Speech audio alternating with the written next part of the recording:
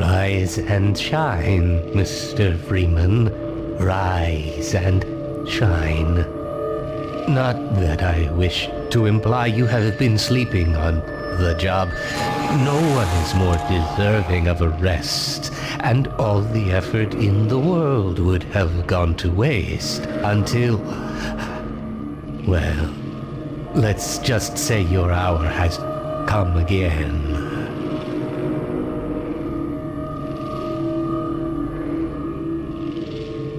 The right man in the wrong place can make all the difference in the world.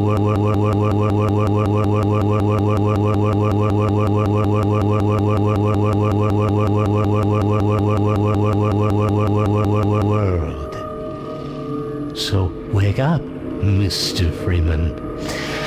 Wake up and smell the ashes.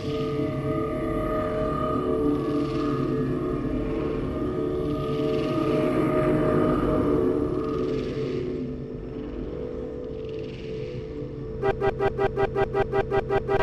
is my third transfer this year.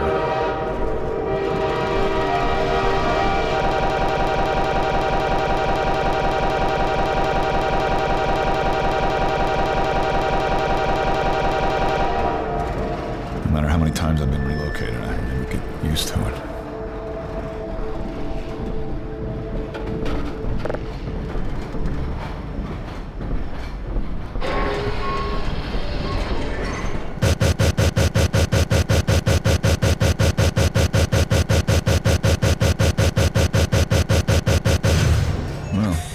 I'm Gabe Newell, and welcome back to Half-Life 2. It's been a long 20 years since its release. In this anniversary update, we've tried to respond to as many of the community's requests as possible. And while this might not be the absolute #1 request from fans, I often hear how much people would like a commentary mode, so we're excited to finally make that happen.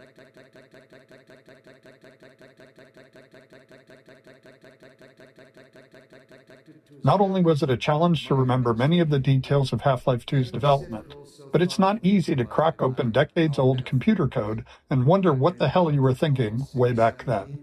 Along with the dev commentary, we've cleaned up a bunch of old bugs and tried to leave things in better shape than we found them. And at least this time, we had the luxury of knowing how things turned out in the end. To listen to a commentary node, put your crosshair over the floating commentary symbol and press your use key. To stop a commentary node, put your crosshair over the rotating node and press the use key again. And please let me know what you think. You can reach me at gaben@valvesoftware.com. Thanks, and have fun.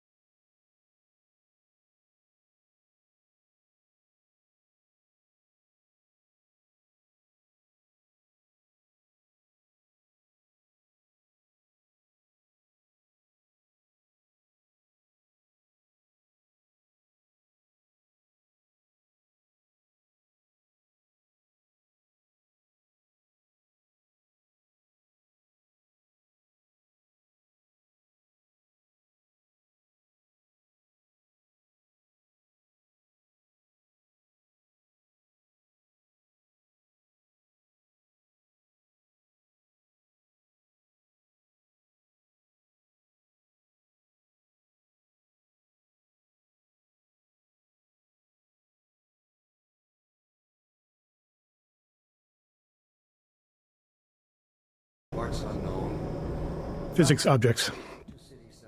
It might be hard to remember it now, but back when Half-Life 2 came out, small objects in games, like these bits of trash, were usually static, as in they didn't really move, or if they did, it was in a very simple way. If you were lucky, they might break apart into some sprites if you hit them.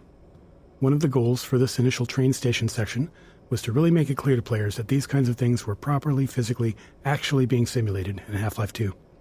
They could be picked up, dropped, thrown, broken, moved by other forces, you name it.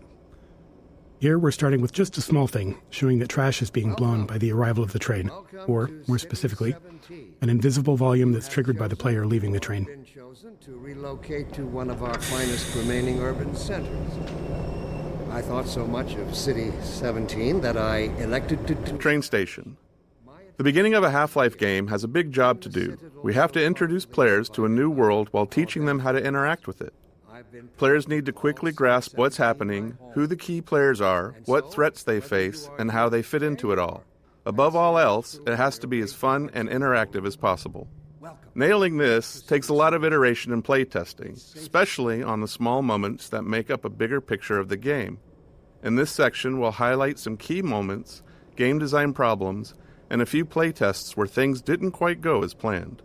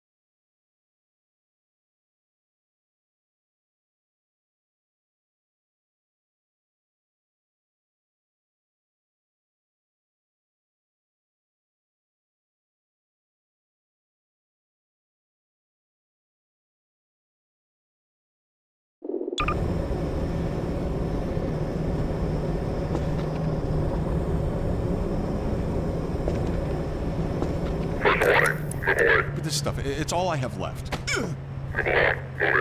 All right, I'm moving. Jeez. Welcome. Metro Cop shoving citizens. To City 17. We've only walked a few feet and we're already got problems to solve.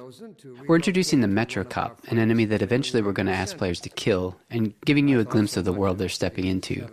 It's a simple, clear moment that shows the relationships between the Metro Cops and citizens, and by extension, the player. At the same time, we decided to reinforce the existence of the core physics simulation, showing the way in which NPCs can casually interact with objects in the world. Seeing something like a suitcase knock into another and dislodge was pretty novel back then. These moments at the train station, where we combined multiple goals, were the most successful. They felt natural, like the game wasn't pausing just to teach you a lesson. Sweeping Vortigaunt. Another key moment of storytelling, and another nod to the physics system. Here, we're showing how Vortigaunts fit into this new world, which is a big shift from their Half-Life 1 role as enemies. Like so many moments in Train Station, the Sweeping Vortigaunt came from our constant hunt for ways to show characters interacting naturally with the physics system. Welcome. Why just tell players Vortigaunts are friendly now, when you can show one casually sweeping the floor and knocking around some simulated objects? Nothing signals, hey, don't shoot me this time around, like someone willing to tidy up. I elected to establish my administration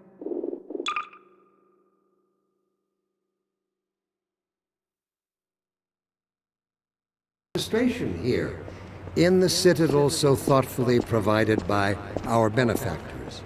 I've been proud to call City 17 my home. And so, Overwatch whether stopped you our are train in here the to woods stay and or took my husband for passing questioning. through on your way They to said he'd parts be on the next unknown, train. Welcome. I'm not sure to when City that was. 17. They're It's being nice, safer though, here. letting me wait for him. Citizens. When it came time to design the human citizens of City 17 and the world outside the city, we chose to include a variety of races, ages, and genders. This not only provided narrative context for the Combine's enslavement of all of humanity, but it was also important to us that anyone playing the game could see themselves represented in the Resistance, with everyone on Earth united against the Combine. While we found a number of candidates to use as reference in creating these citizens through our daily lives and connections, we ultimately resorted to advertising in the Seattle Times classifieds to reach the desired range of faces that we'd envisioned. Elected to establish my administration here, in the citadel so thoughtfully provided by our benefactors. Natural storytelling. I've been proud to call To achieve our world-building and storytelling goals throughout the train station, we needed a natural way to deliver dialogue without it feeling too gamey or requiring tutorials. We noticed players often approached NPCs to get a closer look, so we turned that into an opportunity for the NPCs to acknowledge the player and deliver their lines. This kept interactions low-key, which was essential since the citizens aren't exactly too cheerful or lively. The simplicity of this approach also aligned with one of Half-Life's core storytelling goals, making the narrative responsive to the player's interest. Some players want to dig into every detail, while others just want to know what to do next. Giving players control over how much story they want to engage with, without it blocking progress, is a goal we always try to maintain in a Half-Life game. Plus, the less complicated a feature is to implement, the more of it we can include. my administration here, in the citadel so thoughtfully provided by our benefactors. Don't drink the water. They put something in it to make you forget. I don't even remember how I got here. And so, whether you are here to stay or passing through on your way to parts unknown, welcome They never leave. to City You 17. never see them go. They're always It's full. safer No, here. they're always departing, but they never arrive. The ones that do arrive, they never leave. You never see them go. They're always full. No one ever gets on, but they're always... Cut it out. Watch it, will you? I see they took your suitcase, too. They can't get away with this much longer.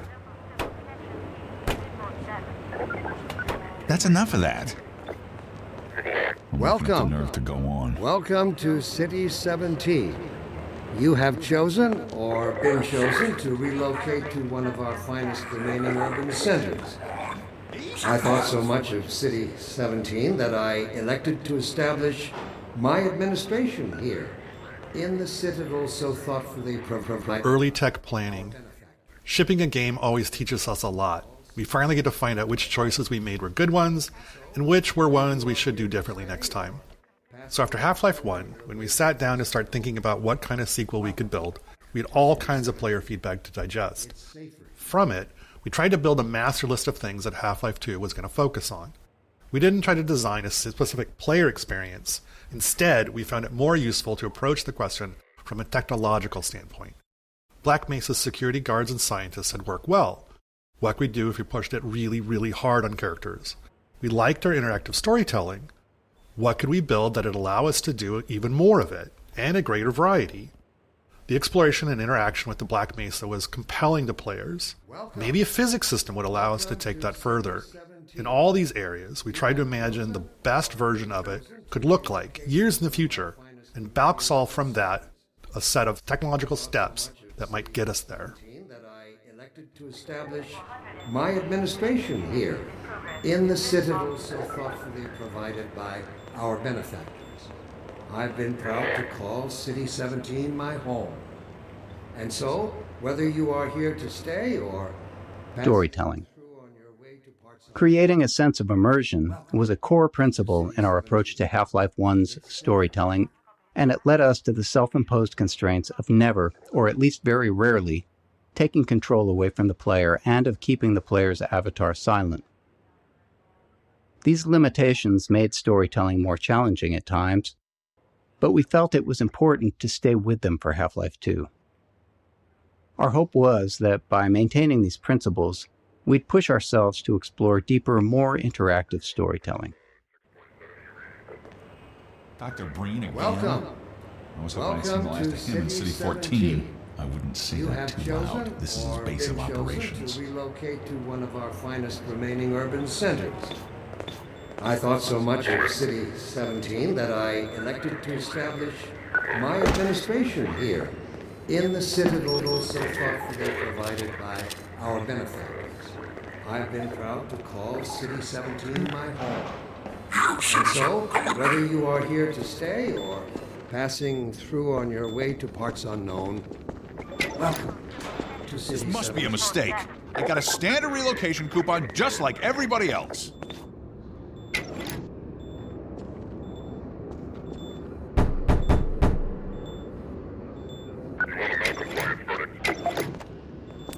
Characters. In Half-Life 1, security guards and scientists could best be described as archetypes, not individuals. They were abstractions of characters that matched the visual fidelity we could achieve at the time.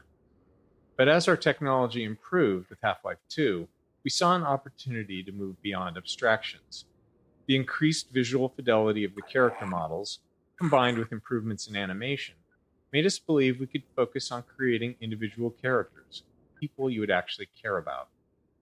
We allowed ourselves to write real dialogue and have characters deliver it in a way that felt realistic enough for players to not think about them as pawns in a video game, and hopefully propel our narrative forward. In 2001, a couple of years into development, we were energized by Japan Studios' Ico. Directed by an animator, it blew us away with its reliance on characters as the key connection to the player, giving us the courage to keep pushing forward.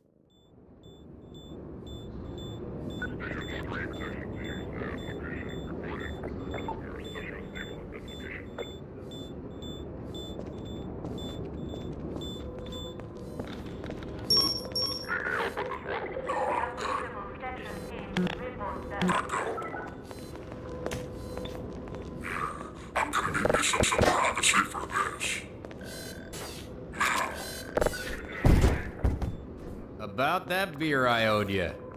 It's me, Gordon, Barney from Black Mesa. Hey, sorry for the scare. I had to put on a show for the cameras. I've been working undercover with civil protection. I can't take too long or they'll get suspicious. I'm way behind on my beating quota. Yes, Barney, what is it? I'm in the middle of a critical test. Sorry, Doc, but look who's here. Great Scott! Gordon Freeman! I expected more warning. Yeah, you and me both, Doc. He was about to board the express to Nova Prospect. Well, Barney, what do you intend? I'm thinking. Alex is around here somewhere. She would have a better idea how to get him here. Well, as long as he stays away from checkpoints, we should be okay. Listen, I gotta go, Doc. We're taking enough chances as it is. Very well. And, Gordon, good to see you. Okay, Gordon. You're gonna have to make your own way to Dr. Kleiner's lab. Oh, man, that's what I was afraid of. Get in here, Gordon, before you blow my cover.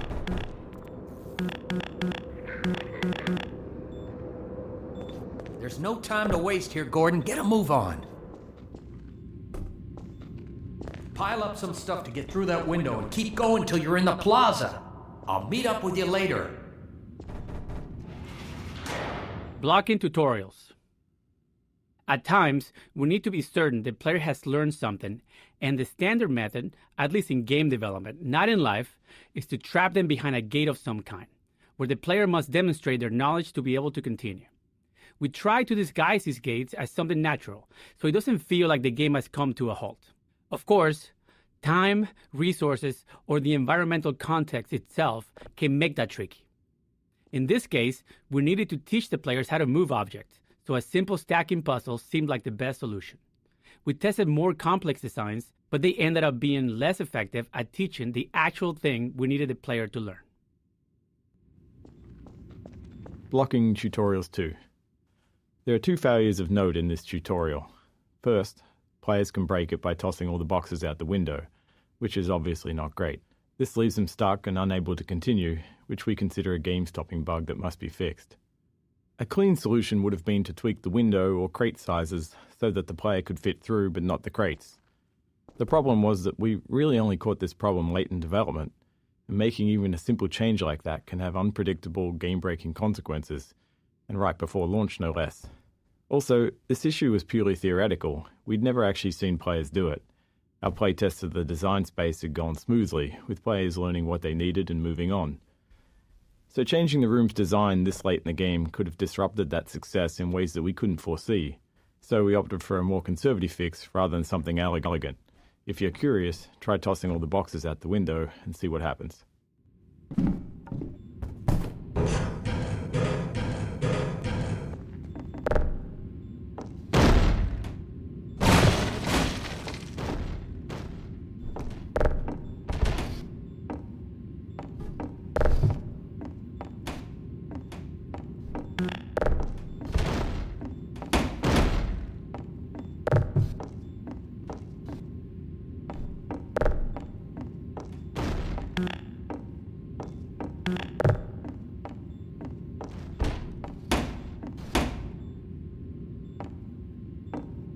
Blocking Tutorials 3. The second failure in this tutorial space is a case of misteaching, where we accidentally teach the player something we didn't intend. This can be hard to avoid without extensive playtesting, since the game is always teaching, even when it's not by design. We cover a more extreme example of this later in Train Station. Some cases of misteaching are critical to fix, like if the player learns the wrong way to use a weapon or interact with a common element of the game. But this one was more subtle. While teaching players to move objects, we also taught them to stack physics objects to escape a space.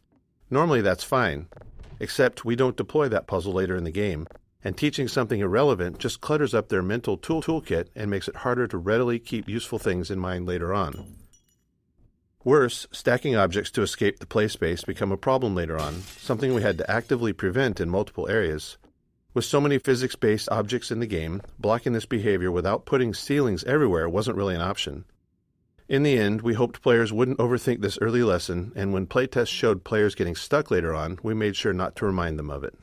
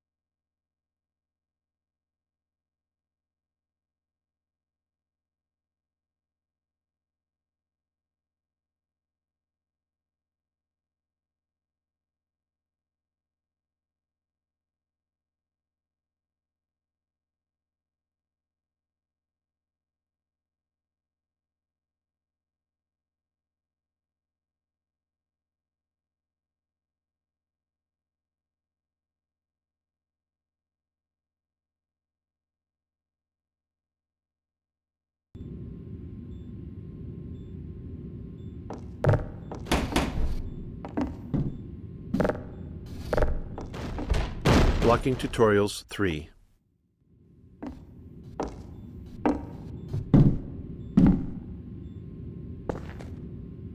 Fall damage. Teaching players how to do things is an essential thing for the game to do.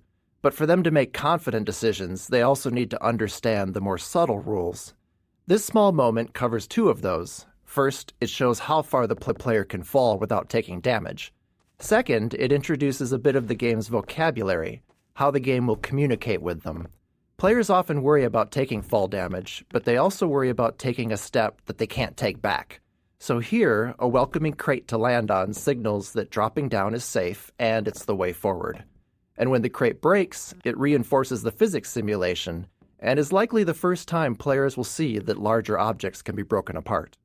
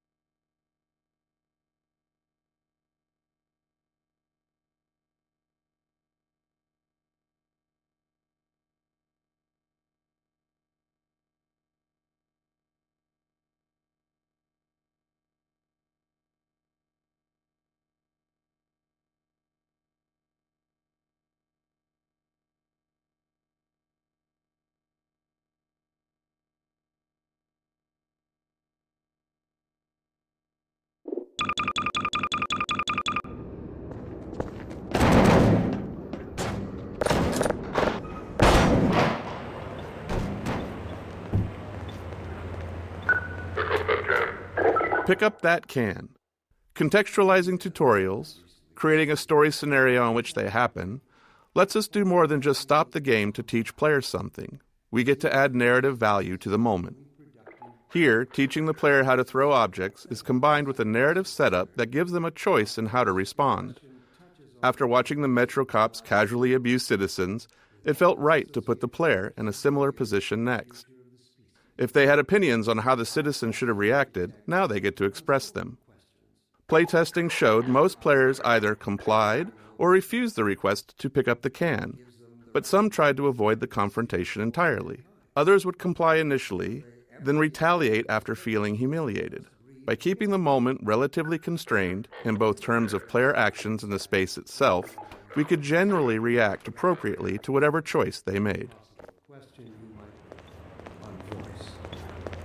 First, let us consider the fact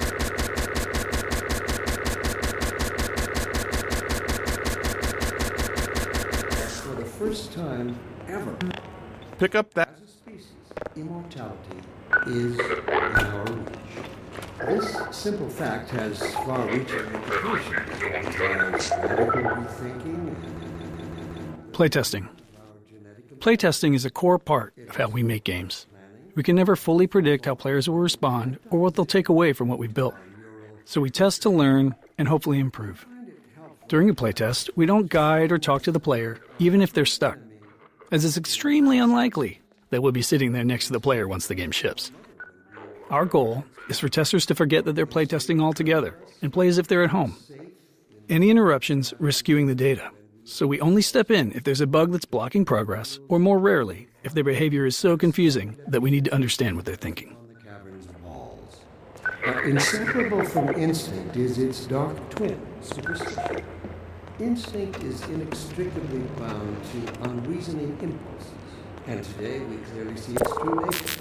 Instinct has just become aware of its irrelevance, and like a cornered beast, it will not go down without a bloody fight. Instinct would inflict a fatal injury on our species. Instinct creates its own oppressors and bids us rise up against them. Instinct tells us that the unknown is a threat rather than an opportunity. Instinct slyly and covertly draws us away from change and progress. Instinct, therefore, must be expanded.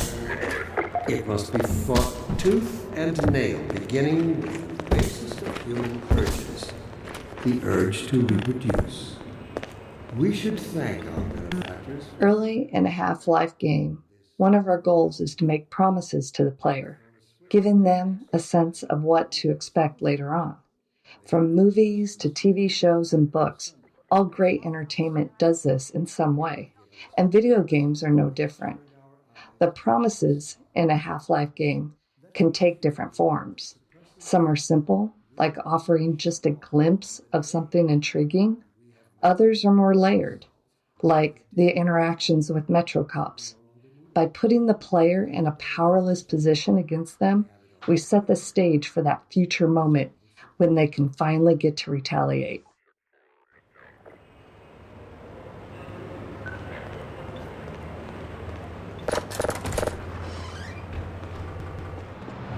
The Citadel. We wanted the player's first view of City 17 to highlight the Citadel and its dominance over the city, representing the Combine's complete and total power over humanity. It also needed to serve as a clear goal. Even at the start, you can see where your journey ends. But despite its massive size, playtesters often missed it. A player's sense of depth and scale can be tricky on a computer monitor. If you've played any games in VR, you'll likely have noticed that scale feels more natural.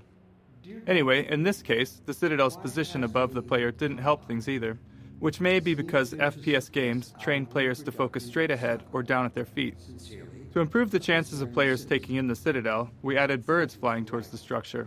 A subtle trick we found helps guide the player's view. One of the basic biological impulses, with all its associated ropes. One of the things we noticed in all of the reference images that we gathered for City 17 was that there were cables and wires everywhere, and that they were a large part of the high-frequency detail in view. We loved the look of these older European cities enmeshed in the haphazard web of modern life. We felt like we needed a solution for cables, ropes, and similar elements, and we wanted them to be dynamic. Our level designers were eager to create plug puzzles, and connecting a cord to each plug helped players better understand the mechanics. Early in production, we built a rope system and iterated on it throughout development. Under the hood, each rope is made of multiple segments stretched between the two endpoints, and they can move independently. Each segment acts like a spring and responds to forces in the game, such as a gentle wind or the passing of a Combine gunship overhead. When rendered, each segment is shown facing the camera and is bump mapped, which is crucial for giving the ropes a realistic, rounded appearance. To our neural presets.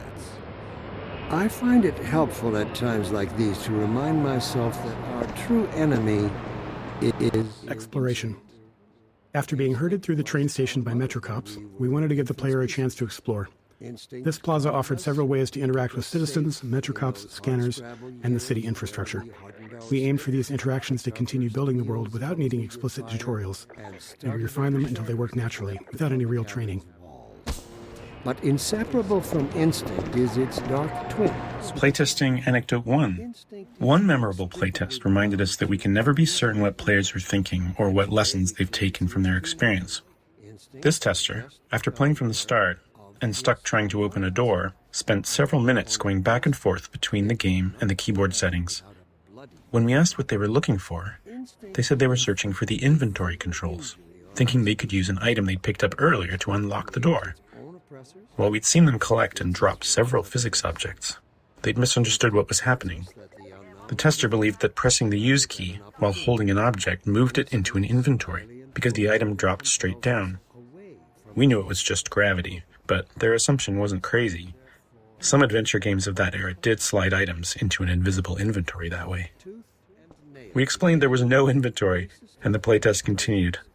Later, we considered whether we needed to address this, but since no other playtesters had the same confusion, and all of our potential solutions were more heavy-handed than necessary, we decided it was an outlier that was okay to remain unaddressed. It served as a good reminder, though, of how even the most subtle, overlooked details can mislead a player. They have given us purpose. They have turned our eyes toward the stars. Let me assure you that the suppressing field will be shut off on the day we have mastered ourselves, the day we can prove we no longer need it. And that day of transformation, I have it on good authority, is close at hand.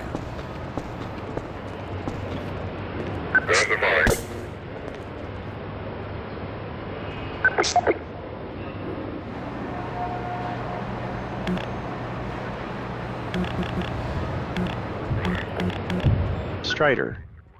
This simple moment is a promise that you'll encounter this enormous thing later in the game. Even an uncomplicated scene such as this really does require a lot of playtesting and iteration because of Half-Life's goal of not taking control away from the player. As you can imagine, it takes a lot of small tweaks to ensure that as many players as possible are looking at the right place at the right time here.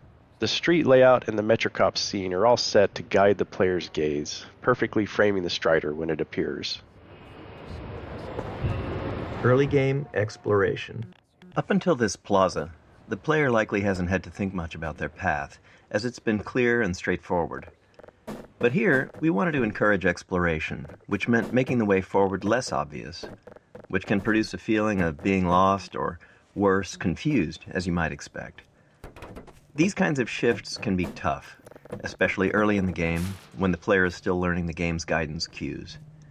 Here, it's further complicated by force-fielded checkpoints, which allow NPC citizens to move through, but restrict the player, leading many playtesters to believe that there was a way to bypass them. Ultimately, it was extensive testing that helped us find the right visibility for the alley forward, using lighting, layout, and a wooden crate, an object players have already used as a sign they're headed in the right direction, all to subtly guide them forward.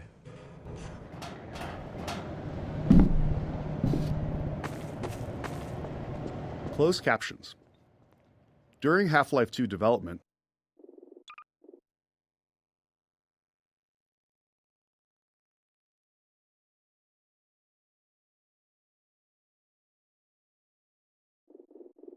we were approached by folks interested in accessibility who encouraged us to go beyond the subtitle system we had built for Half-Life 1. They requested a full-featured closed captioning system to capture all game sounds, not just dialogue. This turned out to be a much tougher challenge than expected. Half-Life 2 produced a wide variety of sounds, and categorizing them for captions was crucial. Prioritization was also key. Dialogue needed to stand out, and it had to be clear who was speaking. Ambient sounds, like distant combat, were important for setting the mood in some levels, but less so if there was an enemy shooting nearby.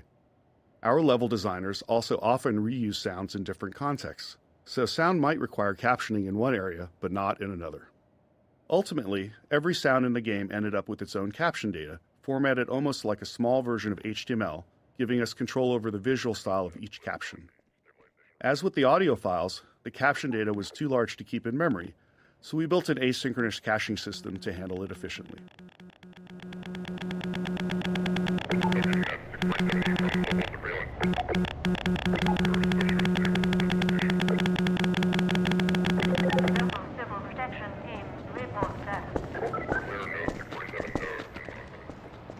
This is how it always starts. First the building, then the whole block. And they have no reason to come to our place.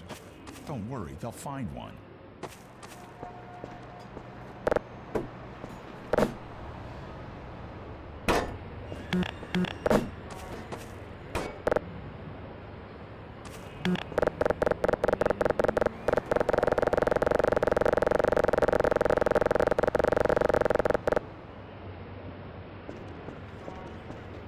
Physics simulation.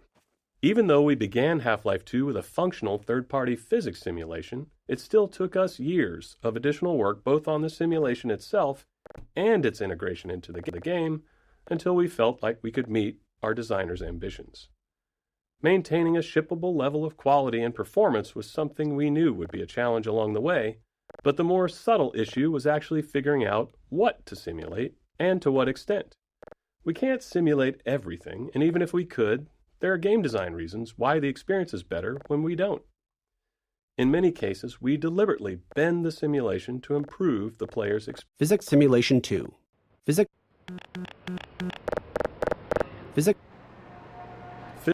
Physics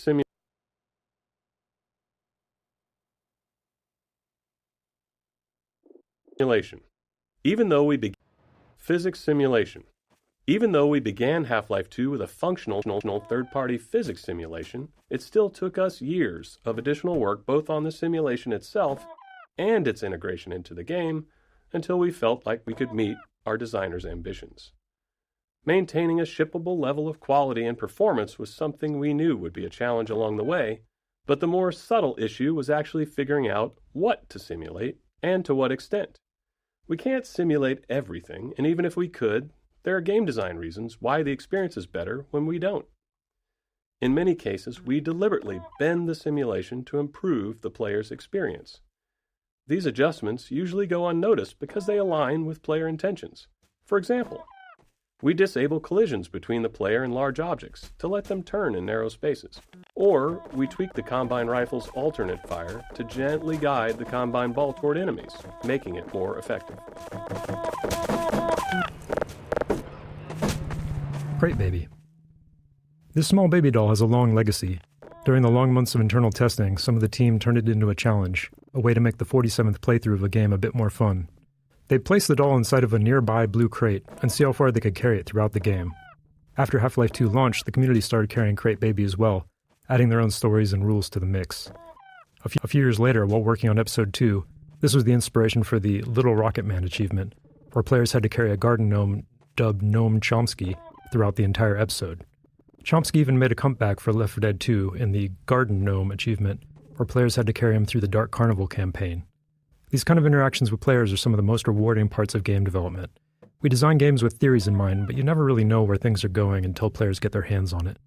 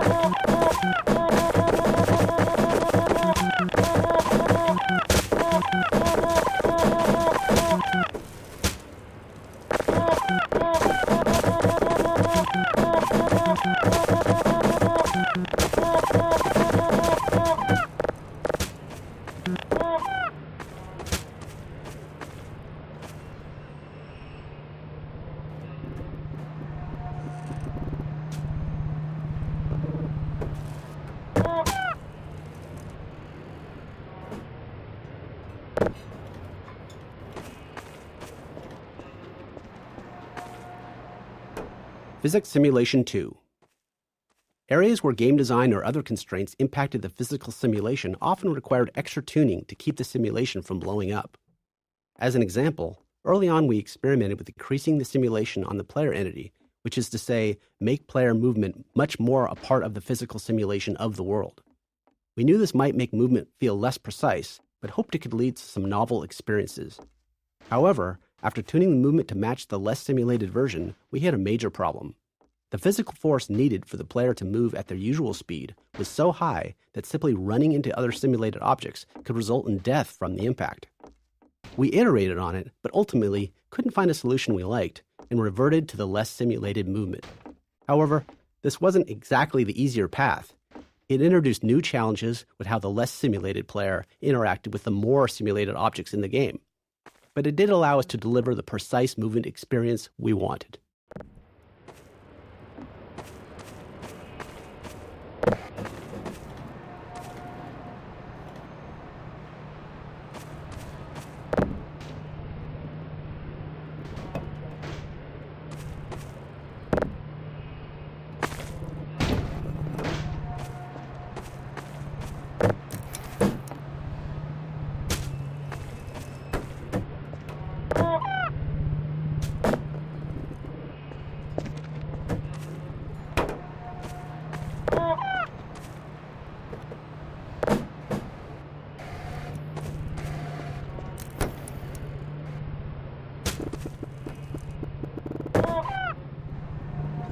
Playground. Playground. When we discussed ways to highlight our physics simulation around the city environment, a playground felt like the natural fit. And for players paying attention to Dr. Breen, it's also a reminder of the cost of humanity's surrender to the Combine.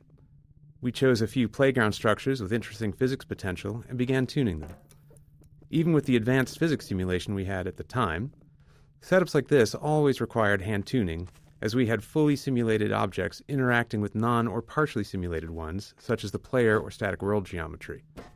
It might be easy to assume that a simulation can carry a lot of the load of implementation, but even now, 20 years later, that is rarely the case.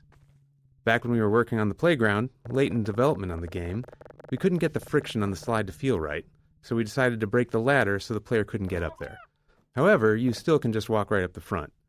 As is commonly the case, you, the player, get the last laugh on us.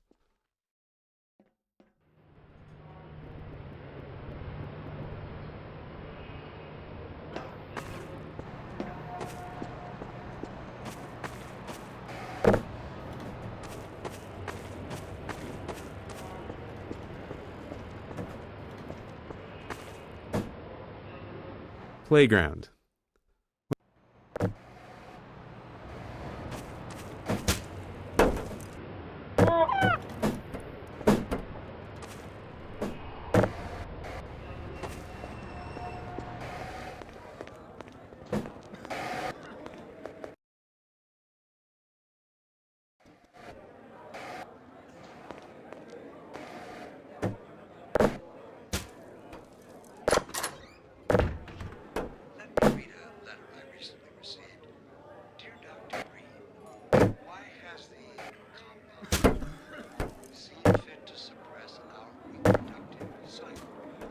Sincerely, a concerned citizen. Thank you for writing your concern. Of course, your question touches on one of the...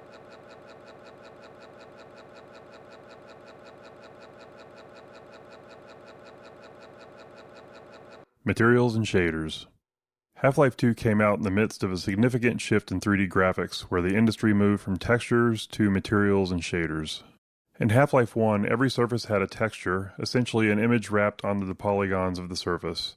But by Half-Life 2, just 5 years later, every surface had both a material and a shader.